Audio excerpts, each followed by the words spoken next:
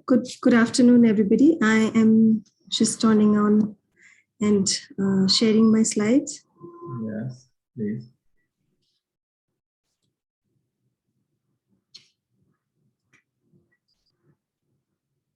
Can you see my slide?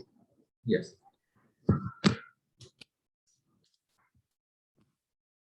10 minutes, please. Thank you. Yes, can I start? 10 minutes, please. 10 minutes. Okay. Thank you so much, Dr. Dan. Good afternoon, good morning, good evening to everybody.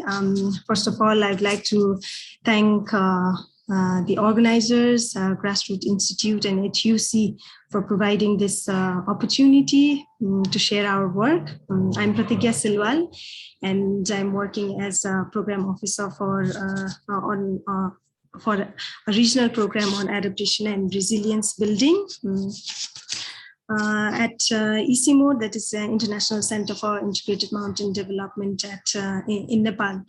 And I'll be presenting on one of our work on Resilient Mountain Solution Initiative at ICMO, and I'll be sharing a case study specific on study from Nepal, and this is an action-based research from the project pilot sites in Nepal. So let me begin.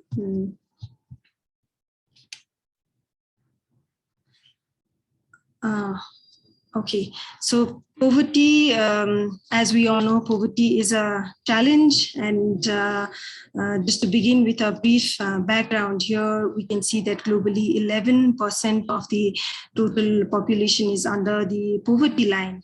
And in the Hindu Kush Himalayan region alone, we can see that 31% of the total populations are poor. And again, if we see in case of Nepal, 29% of the total populations are considered poor.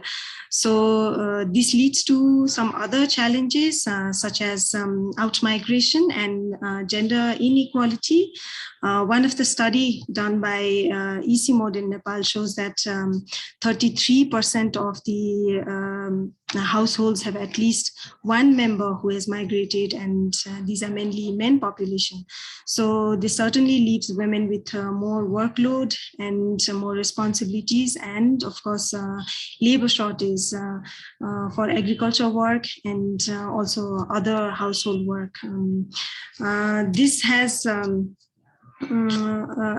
been even worse with climate change and other environment change, and it's the related hazards that is affecting the biodiversity and ecosystem services, and also the agriculture productivity.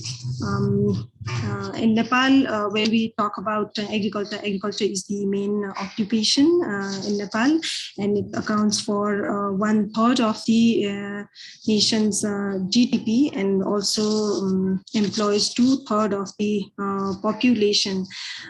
But still, we can see that there is an increasing trend in the agriculture imports, and one cause could be due to the reduction in production, maybe. But I'd also like to show some graphs on the production, mainly the cereal production and vegetable production.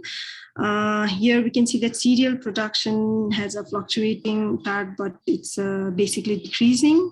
And in contrast, the vegetable production is increasing actually. So we can see that people are more inclined towards vegetable production. I would also like to show one more chart on the use of chemical fertilizer. I just want to highlight it as it seems to be increasing in trend, and studies show that chemical fertilizers in Nepal are mainly used in the vegetable production. So therefore, these needs to be addressed, and solutions needs to address these issues for a better and safe and sufficient agriculture production. At ICMOD, we've come up with an approach on resilient mountain solutions. Here you can see the diagram, and the resilient mountain solution approach mainly is about simple and replicable, affordable, and very customized, context-specific solutions for community people. So this has 3 key dimensions and 9 sub-dimensions. Again, let me just mention that this resilient mountain solution approach is not only about addressing issues of agriculture or farming practices, but it is a holistic approach for a more resilient community. So this has farming practices, water, energy, local economy, gender and social inclusion, strengthening the local institutions, use of digital and information services, disaster preparedness, and all these are interconnected towards building resilience of mountain communities.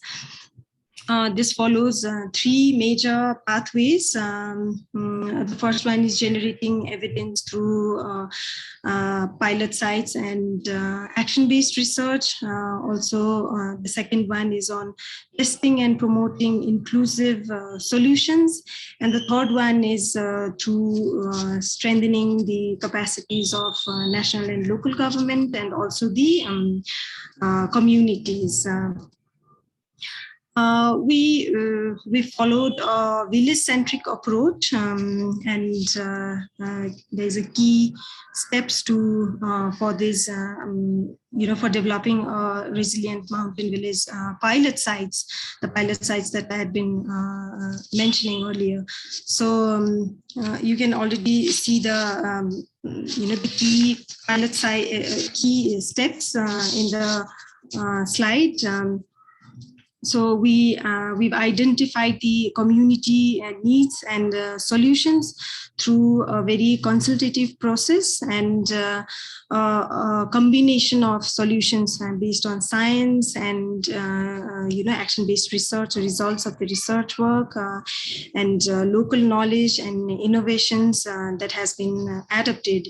And this is still ongoing actually, and we are scaling these practices to other countries as well.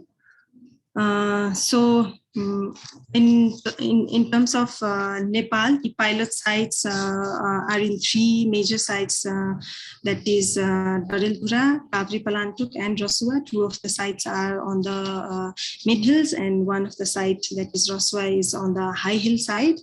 I again want to reiterate the challenges, that is, the challenges of these sites in Nepal are again the same as there's a huge number of male out migrations, again leaving all the burden to women, and definitely women or agriculture feminization is very common, and the use of chemical fertilizers and pesticides that has been common, but which in the long run has not only degraded the soil, but also decreased farm productivity, and with its other harmful impacts on the environment and human health.